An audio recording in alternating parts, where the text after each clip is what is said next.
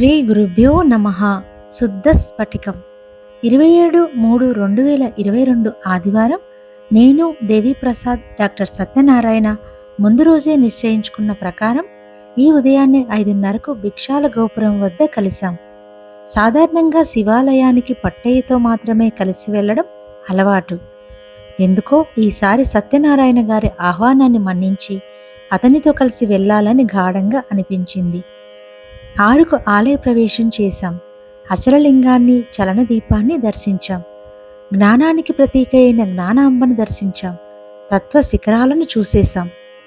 ఇక చేయదగిన కార్యమేమీ తోచని మనసుతో మౌనానికి ప్రతీక అయిన దక్షిణామూర్తిని దర్శించి ఆ మౌనగురు సన్నిధిలో కాసేపు కూర్చున్నాం. సనకసనందన ఋషుల వలె మళ్ళీ బాహ్య ప్రపంచంలోకి వచ్చి పడ్డాం. స్వామి అమ్మవార్లు ఉండే పటం ప్రయాణంలో తీసుకెళ్లడానికి ఇబ్బందిగా ఉంటుందని కాగిత రూపంలో ఉన్న ఫోటోను తీసుకెళ్లాలని భావించాడు సత్యనారాయణ. కానీ అక్కడ పటాలు తప్ప ఉత్త ఫోటోలు అమ్మరు. ఆశ్చర్యంగా ఓ షాప్లో శ్రీకాళహస్తీశ్వర జ్ఞానాంబ ఉన్న క్యాలెండర్ వేలాడుతూ కనిపించింది. వెళ్ళి అడిగితే 110 రూపాయలు అన్నాడు. వెంటనే పైకమిచ్చి తీసేసుకున్నాం. మామూలుగా పటాల అంగళ్లలో దొరికే చిత్రం కంటే ఈ చిత్రం బహుసుందరంగా ఉంది.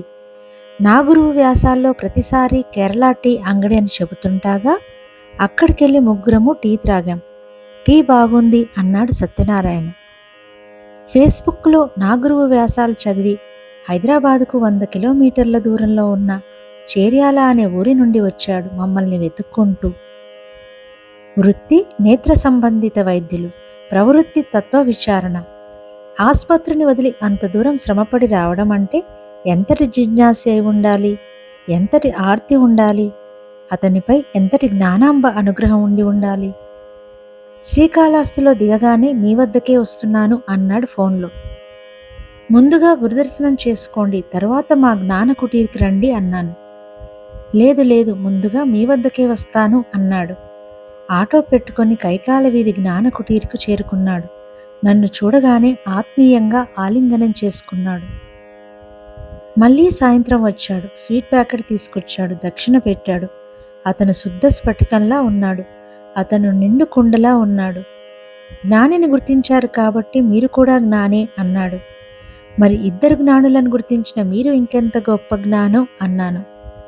మా అత్యాశ్రమంలో ఉన్న గ్రంథాల్లో మీకు నచ్చినవి ఏవైనా తీసుకోండి అన్నాను. జ్ఞానవాసిష్టం, జ్ఞానేశ్వరి తీసుకున్నాడు.